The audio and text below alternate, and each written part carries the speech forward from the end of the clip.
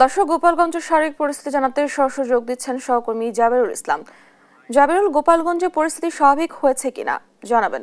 ডানা, আপনি জানেন যে গোপালগঞ্জে এনসিপির পদযাত্রাকে কেন্দ্র করে যে উদ্বুদ্ধ পরিস্থিতির সৃষ্টি হয়েছে, এ ঘটনায় যে প্রশাসনের পক্ষ থেকে জারি করা হয় কারফিউ, এটি আজ সকাল 6টার দিকে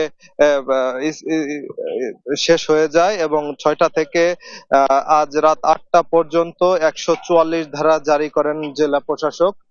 আহ এই ঘটনায় 4টি মামলা হয়েছে গোপালগঞ্জে। এর মধ্যে গোপালগঞ্জ সদরে 2টি, কোটালীপাড়ায় 1টি এবং কাশিয়ানীতে 1টি মামলা হয়েছে। ঘটনায় 3008 জনকে আসামি করা হয়েছে। যদি একটু বলতে চাই দর্শকদের, সেটি হলো গত রাতে গোপালগঞ্জে মাত্র 15 জনকে গ্রেপ্তার করা হয়েছে। এর মধ্যে গোপালগঞ্জ সদর থানায় 9 জনকে এবং কোটালীপাড়া থানায় 6 জনকে গ্রেপ্তার করা হয়েছে। এ নিয়ে জেলায় মোট এখন পর্যন্ত আটককৃত লোকের সংখ্যা দাঁড়িয়েছে 321 জনে।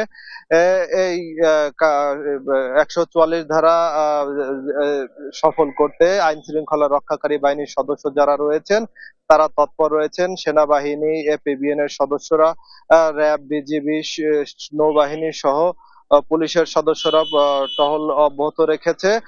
এছাড়া এখন পর্যন্ত জেলায় কোনো অপ্রীতিকর ঘটনার সংবাদ জানা যায়নি। এই ছিল আমার কাছে গোপালগঞ্জ থেকে সর্বশেষ। ডানা।